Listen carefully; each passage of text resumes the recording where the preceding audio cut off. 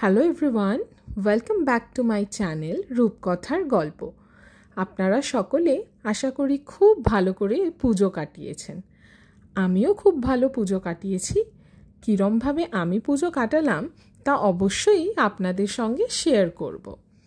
আজকে আমি আমার কমপ্লেক্সের মা দুর্গা এবং প্যান্ডেল আপনাদেরকে দেখাতে চলে এলাম। দেখুন কি অপূর্ব সুন্দর প্যান্ডেলটি হয়েছে। এই দিনটি ছিল তৃতীয়ার দিন।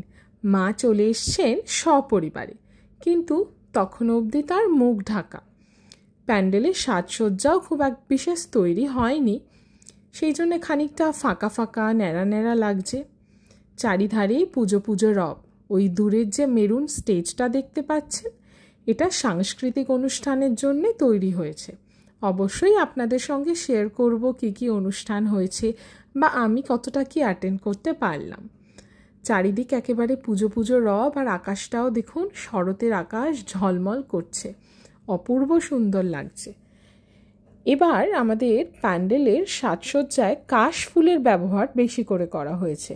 সাদা কাশফুল এবং রঙিন কাশফুল, কাশফুলে সম্ভবত রং করে এই কাশফুলগুলো তৈরি করা হয়েছে।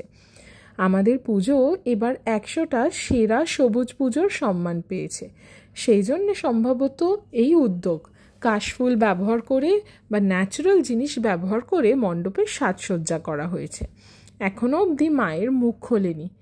পঞ্চমীর দিনকে মায়ের মুখ যখন খুলল, তার অপরূপ সুন্দর রূপ দেখে মন একেবারে ভরে গেল।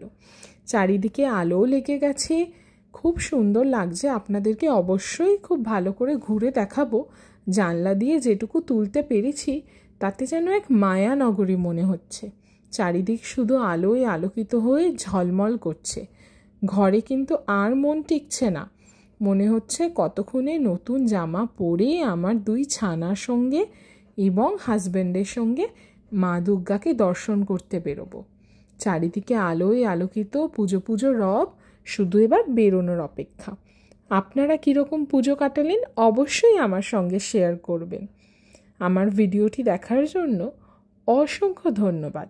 ভালো লাগলে প্লিজ চ্যানেলটি সাবস্ক্রাইব করবেন এবং নিজের ফ্যামিলির সঙ্গে শেয়ার করতে ভুলবেন না। Thank you.